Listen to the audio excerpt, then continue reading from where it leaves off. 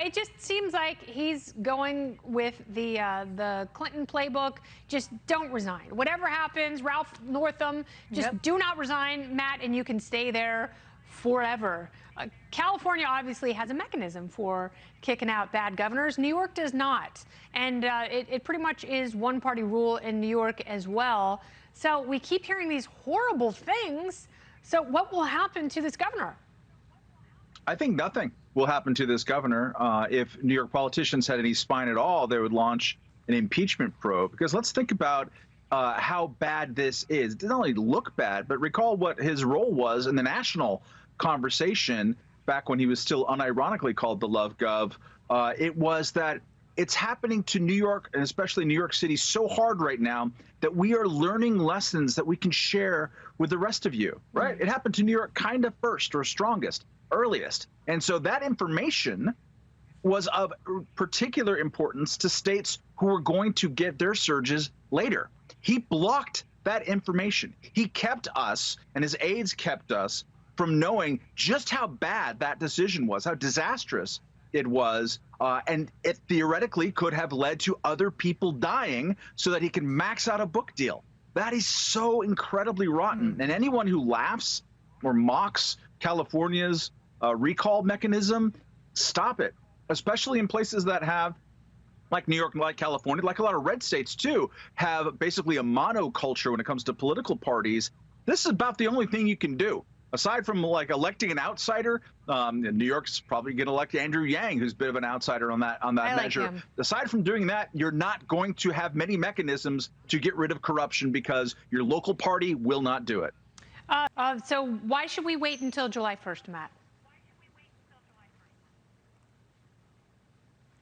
If you're talking to me, I can't really tell because of the audio feed, but we shouldn't. I believe we should wait until maybe May 1st. Perhaps May 2nd, or just, I mean, it's the presumption is that the government holds this key. It's going to magically unlock the door with our special opening key. Just allow people to make their own decisions. It's not a matter, you don't get to turn the lights on or off. Run the subways, open the schools. By the way, I don't hear a lot in his opening thing about whether schools are going to be reliably open 5 days a week and summer camps and all that stuff. Parents have been waiting for that bit of news for the last 13, 14 months, and don't see a lot of guarantees. So no, let people make decisions. Run the subways. Stop with the restrictions that force people to do things that they don't want or prevent them from doing what they want to do, and let New Yorkers figure it out on their own speed. Appreciated that, and Juan has said that several times on the 5, that we need to be able to extend each other some grace. And Matt, we also need to be able to have an honest discussion about race without worry that we are going to be called racist or that we are going to be canceled. You know, we should be able to ask each other questions out of genuine curiosity.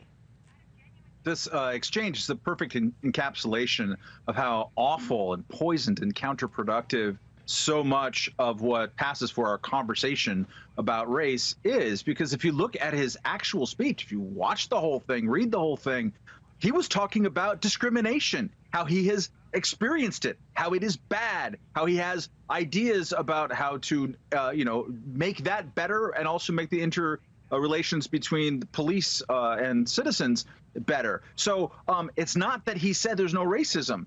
If you are a person who is serious about criminal justice reform, as I think all of us here are and been talking about it for a really long time, and let's say you're a Democrat, you absolutely need to do business with Tim Scott. Yeah. He's the most serious Republican, him and Mike Lee and a few others, but it's really Tim Scott who's doing it, right? So instead of pointing and focusing on the fact that actually he talked more about discrimination than you usually hear from a Republican at a State of the Union address. Instead of that, they take the one sentence, strip it out of all context. Many people did not see a single other sentence. They just saw that one clip and say, oh my God, and then go straight to the Uncle Tim, which is denying agency of people who have a certain skin color from thinking differently than the majority or presumed majority people of that skin color. What the hell are you doing, people? Yeah, I don't face that. I'm not called Uncle Matt. Yeah, well, Because me I'm a neither, white dude, but I don't have obviously. expectations on my behavior. Why are you pinning expectations on other people? No, That's the and problem. for someone who engages thoughtfully